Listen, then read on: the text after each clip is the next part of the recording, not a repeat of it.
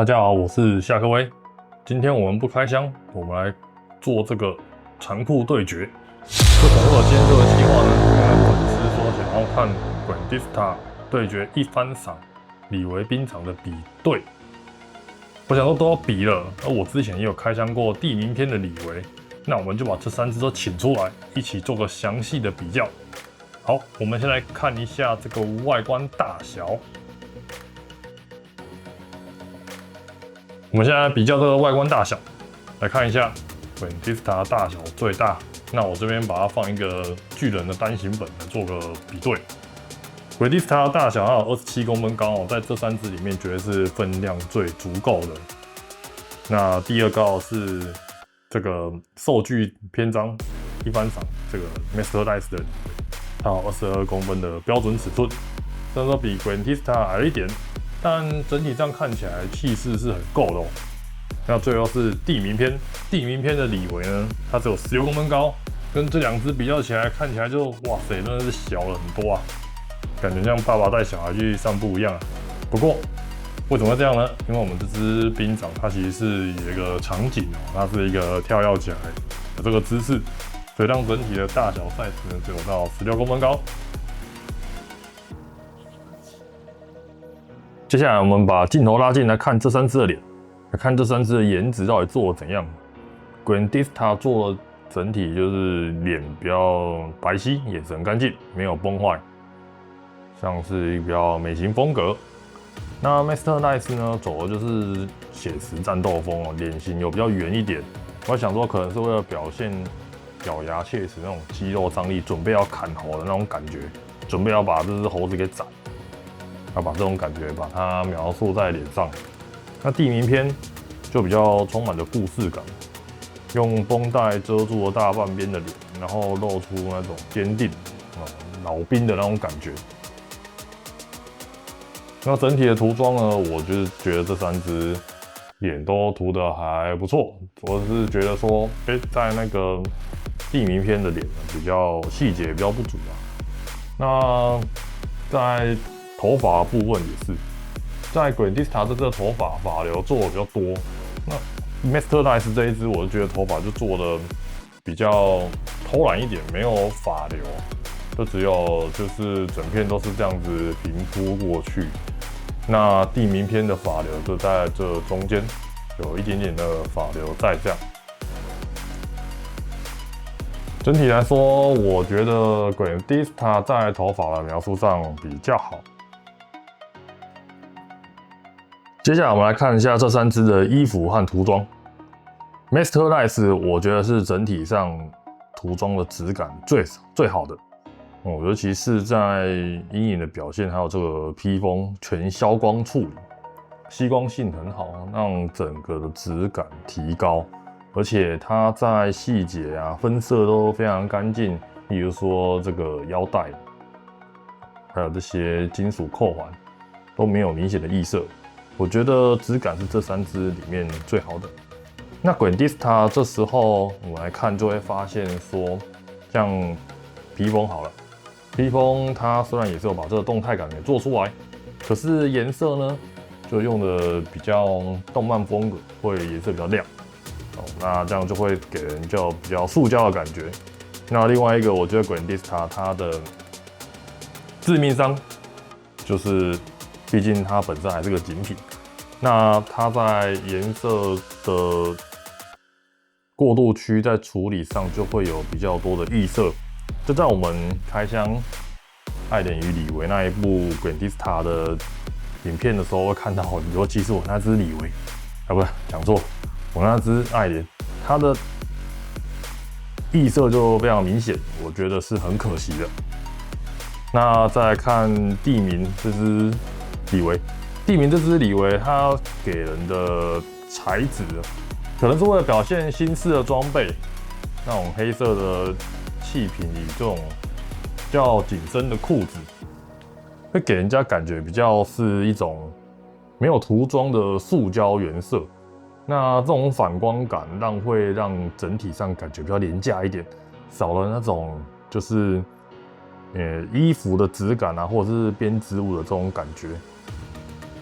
那这3支里面，我觉得地名篇的衣服表现是最差的哦。再来，我们往下来看到这种鞋子啊、靴子的材质，来看一下。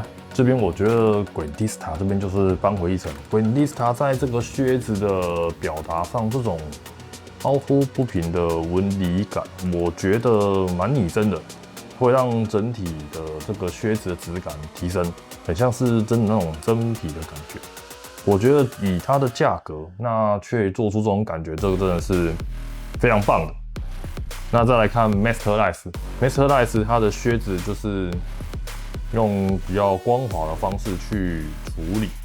那虽然说边界的颜色是处理的比较好，可是它就是整体的涂色就比较光滑，就没有 Grandista 这支给人家这种惊喜的感觉。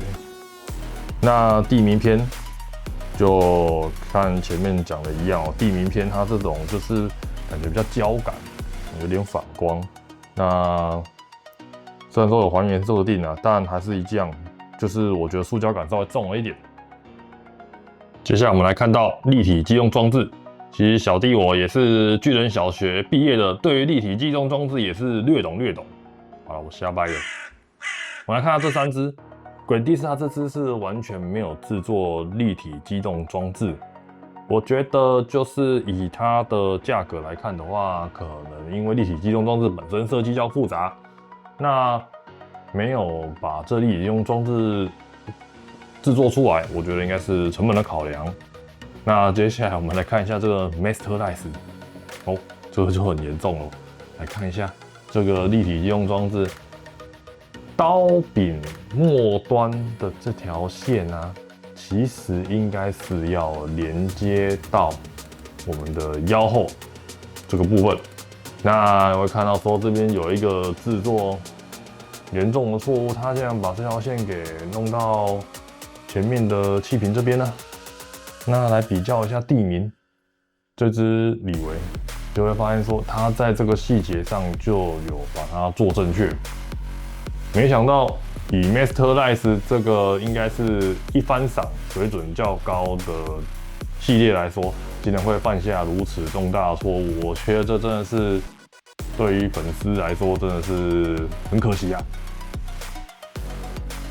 最后我们来总结比较一下，这3支里面市价最 CP 值最高的就是我们的 Grandista，它大概如果早期预购的可能450块、430块就能够取得了。那现在一般零售的价格大概在600左右。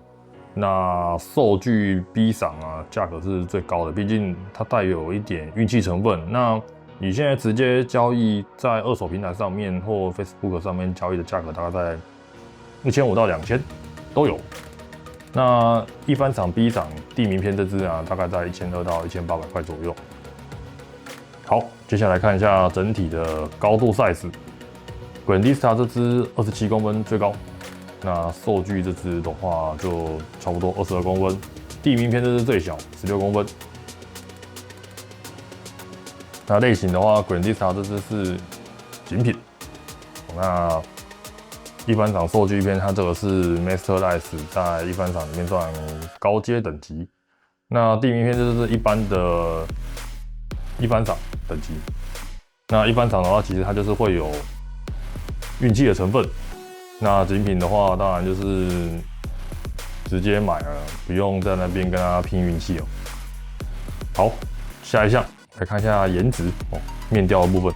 面雕啊 ，Grandista， 我觉得它算是这3支里面做的很好的。它脸部刻画，我觉得是有把李维给还原出来。那 B 赏其实也不错，受具的这个 B 赏啊，其实它是有一点杀气的。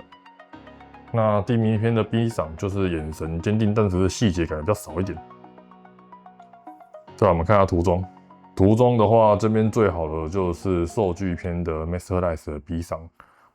Grandista 这支它会有一些异色，细节细看的话比较粗糙。那地名篇的话，给人的感觉是塑胶感比较重。好，再来看装备。装备的话 ，Grandista 完全没有装备啊，这个就出局了。那在兽具篇这只，就是我们刚刚讲，它就是有这个立体机动装置的 bug 啊，竟然没有把它这个刀柄后面的线给它接到正确的位置，我觉得这是很扣分的。那地名篇这只，没想到在这个价位之下，其实它把这些细节都做的逻辑都正确。再来地台其实我觉得 Grandista 跟兽具篇这两只其实都差不多，它就只是一个支撑功能而已。那地名篇的话，它就是为了还原这种蒸汽跳跃的特效，在3只里面算是比较好的。最后来看一下，我觉得这3只其实都各有好处。那有一些细节惊喜，像 Grandista 这只，它就是在那个皮靴的纹路上是做的很拟真，超越它这个价值。那 Masterlight 的话，整体上的涂装比较好，充满张力。那在这个地名篇，它就是给人这种地台啊，营造这种制空的效果。然后它整体的装备考据也比较好。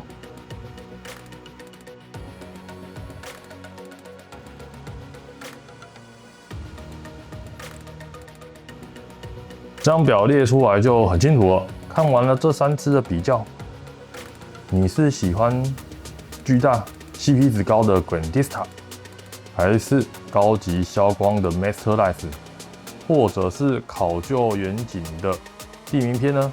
在下面留言告诉我。